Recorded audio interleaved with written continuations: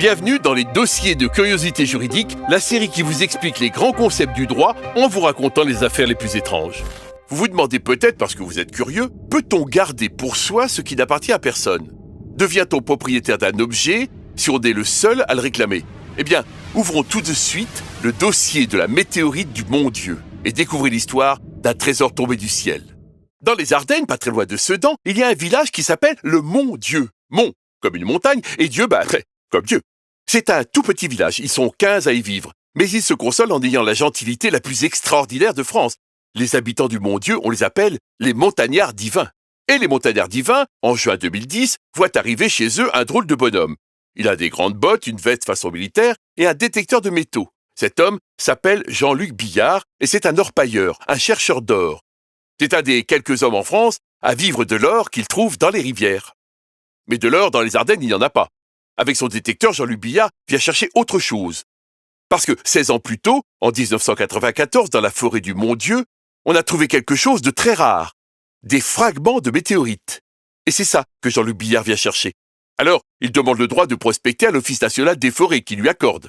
Puis il cherche, et il trouve. D'abord, des petits bouts.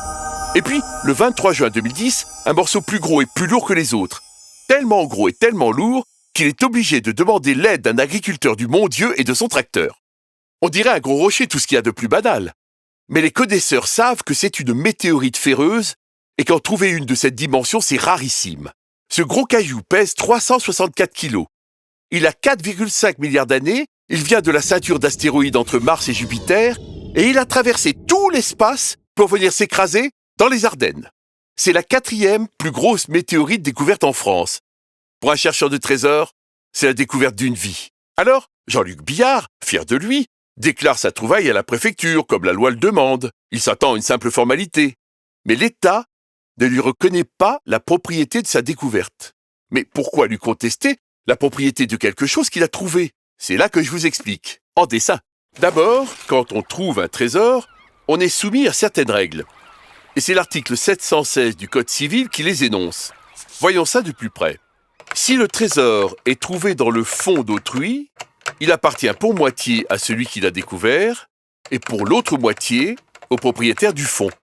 Et étant donné que Jean-Luc Billard a trouvé sa météorite dans une forêt qui appartient à l'État, il s'attend peut-être à partager sa valeur avec lui. Mais qu'est-ce que c'est exactement qu'un trésor? Eh bien, c'est aussi l'article 716 qui en donne la définition. Le trésor est toute chose cachée ou enfouie sur laquelle personne ne peut justifier sa propriété et qui est découverte par le pur effet du hasard. Et ce dernier point pose problème.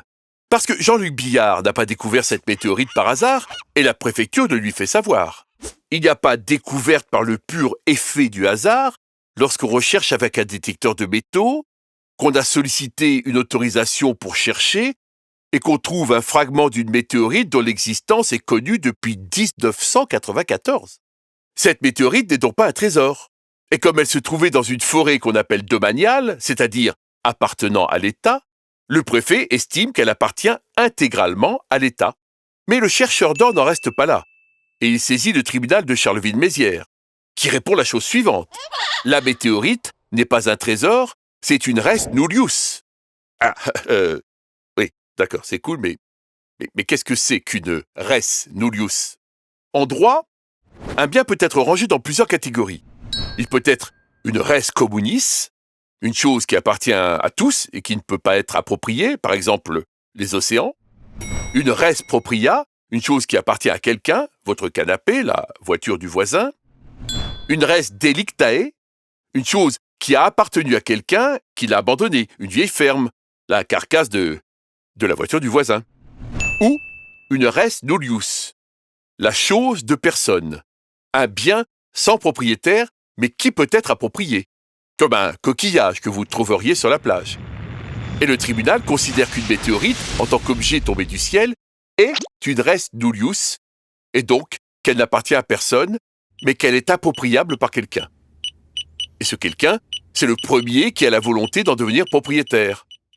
Or, même s'il l'a trouvée sur un terrain de l'État, c'est Jean-Luc Billard qui, le premier, a voulu posséder la météorite.